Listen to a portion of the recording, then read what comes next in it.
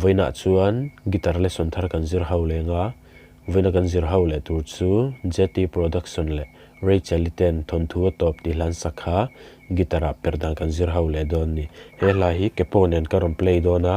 mase a ol samjok nan mase keponei lotan bar chord ta perindu ani chuan B flat in la a A sharp pon ti thawa he ki hi he ta po me theya chuan asanga hianin D sharp atiama F minor G minor D minor khang ki wan mang o bar chord kan Perhdan ni chuan ala milin karon play dona wangin kepo hi third fret a karon vu adona bar chord vel me ngai lovin kepo nei lo po hian tuna ka kiron soi hianin bar chord tel lo khanin a play thei tho ti ha kan chedon ni a pasabera chuan G in kan langa atiama D minor E minor chuan B minor khang kewa kan mangango chuan a first verse hi picking pattern claim te karon zeptel dona chutina kalang tikhan G a 6 kuzung chalin third kuzung win first kuzung line second kuzung chalin third ta kan le leang 6 third first second third tikhana second le third ta kan tirang dawang chuan B minor kan lutanga B minor a chuna bass line ka thla ka ni mai a fifth string second fret a khan chu nangai adang chin ang vek fifth third first second third tikhan E minor a po 6 open in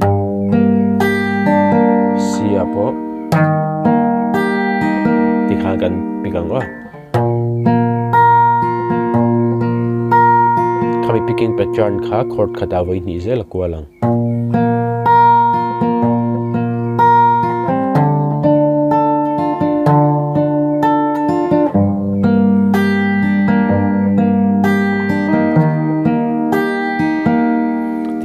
kan pikang o chuan kan strum dan tur chu kan strum ang down down down up muang ve da ulekin ma down down down up down down down up ya kan zom liang down down down up kha chord khata voi ni zela kalang o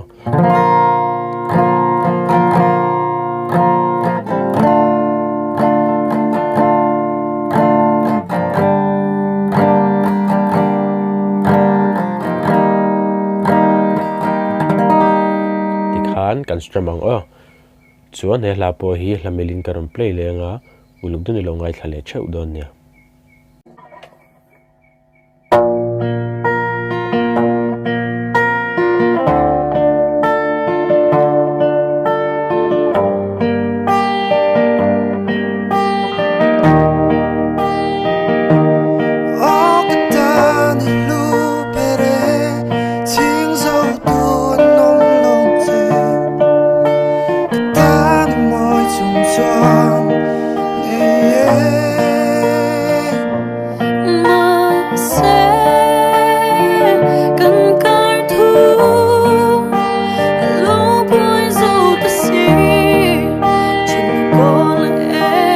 see